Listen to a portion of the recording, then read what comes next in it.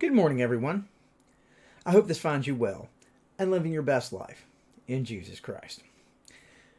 This week, I've tried to gear our devotionals to the idea that while we cannot control the circumstances that occur around us each day, especially now in the time of coronavirus, we can control our attitude and thoughts concerning those things. I've spoken this week about several things. I've spoken this week about having a sense of gratitude or choosing an attitude of potential through Jesus Christ, or of not hesitating to choose God's wisdom over the world's folly. This morning, I'd like to talk about looking forward in life, not backward. You see, when we get up every morning, we have two choices. We can either look back at yesterday and allow yesterday to ruin today, or we can look forward to the day in front of us with a sense of hope and anticipation. Yesterday might have been either good or bad, but it shouldn't ever determine what's going to happen today. If it was bad, quit looking at it. If it was good, don't let it go to your head. We all have had bad things that have happened to us in the past that have been a challenge for us in the present.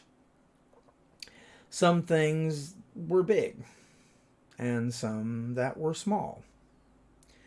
See, some people choose to let those things get them down and don't become, and wait a minute. Some things continue to let those things get them down and become paralyzed by the past.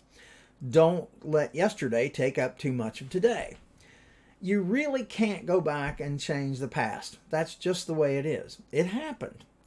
So accept where you are and ask yourself what you can do to change tomorrow. You can start right where you are today. The first thing is begin to correct mistakes and pray and ask God to help you do things differently. You can change where you will be next week, next year, next decade, but you can't change the past. But you can begin today to change the future.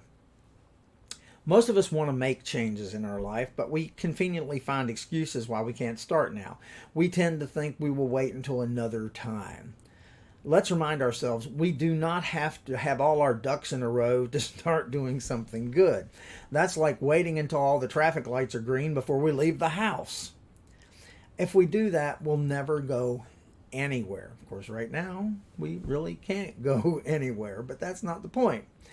The thing is, I love being around people who are willing to tackle tough situations. They don't let common sense get in the way of beginning to do things that everybody else thinks is impossible. I like that old saying, the person who says it can't be done should never interrupt the person who is doing it. In the book of Ecclesiastes, Solomon said, if you wait for the perfect conditions, you will never get anything done. We've talked about that before, Ecclesiastes 11:4. The time to start is now. At least get on track. Of course, Will Rogers reminded us, quote, even if you're on the right track, you'll get run over if you just sit there. So what does God want you to start today? Whatever it is, don't find an excuse. Don't say to yourself, someday I'll get started.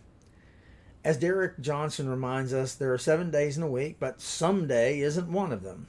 You'll never finish if you don't start.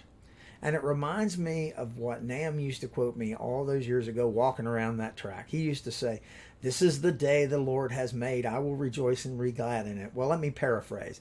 This is the day the Lord has made. We will rejoice and be glad in it if we passionately pursue and practice His purpose in our lives.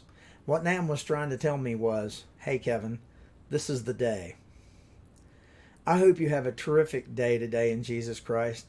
I want you to remember I'm here if you need me, and I love you all.